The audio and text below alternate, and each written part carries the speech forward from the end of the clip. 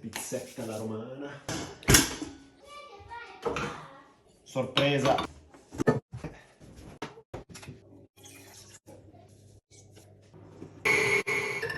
No, c'è il minestrone viola. Sacco di olio, come vuole la tradizione buona.